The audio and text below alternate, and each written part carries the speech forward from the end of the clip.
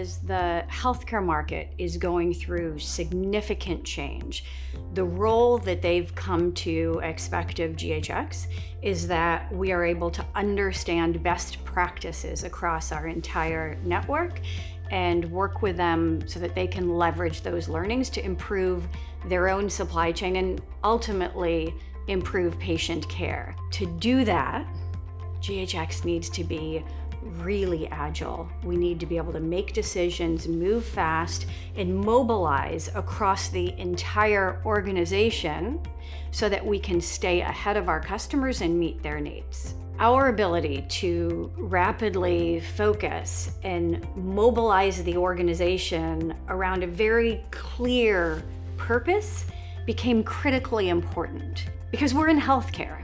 We're in healthcare and the work we do matters.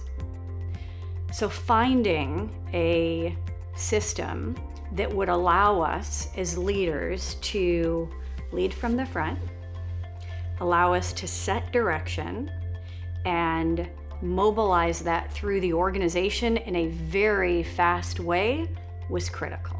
Throughout the organization, there wasn't clarity on where they should be spending their time. When we rolled out this process, there was such hunger for leaning in to the process, certainly even to the technology solutions that supported it.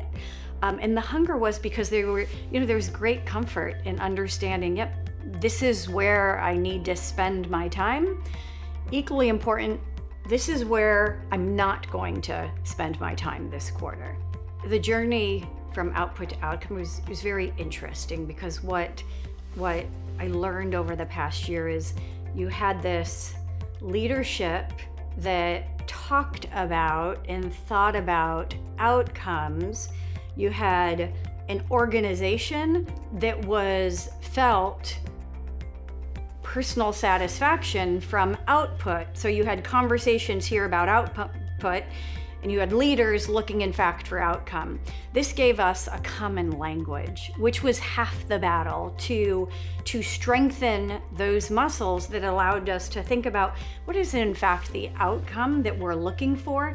And it was really fascinating to see each quarter we improved in our ability to draft really relevant KRs that focused on the outcomes and the practice of just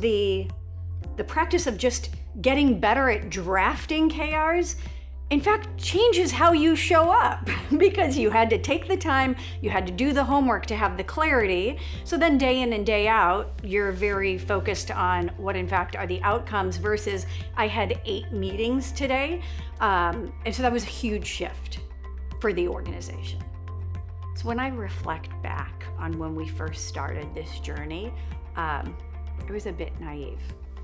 I had read what there was to read. I'd spent time with the WorkBoard team. I'd watched all these YouTube videos and talked to leaders, and I was a disciple. I was fully sold on that this was the right evolution. We needed our organization at the right time to get to the growth we were looking for. And so I set out and we started the process of going forward with Q1, our first KRs, and very short into the process, I realized, we hadn't built the vision of the prize strongly enough. So what I found is I saw people checking boxes. I saw people taking action. If this was their to-do list, they were piling this onto their to-do list, and they knew how important this was to me and how passionate I was about it. So they wanted to do it, but they didn't have a vision for what it needed to look like. So they couldn't show up and bring their full self to it. So a quarter in, I realized we needed to pause and reassess and before we continue. So we brought Deidre in, and she did a training session with the leadership team, and it was so rewarding for me to see all like the team go, oh, now I get it. Now I understand. And that was a moment that shifted, because instead of ticking items on a to-do list, they understood the value, they understood the purpose and the vision, and so they could bring their whole self to it. And so that ability to evangelize the importance, the ability to ultimately improve the caliber of the conversations, because they understood why it was important, went up significantly with my direct reports, their direct reports, and we started seeing it filter through the organization. We did a great job with our L1 OKRs, and so we had clarity of corporate objectives.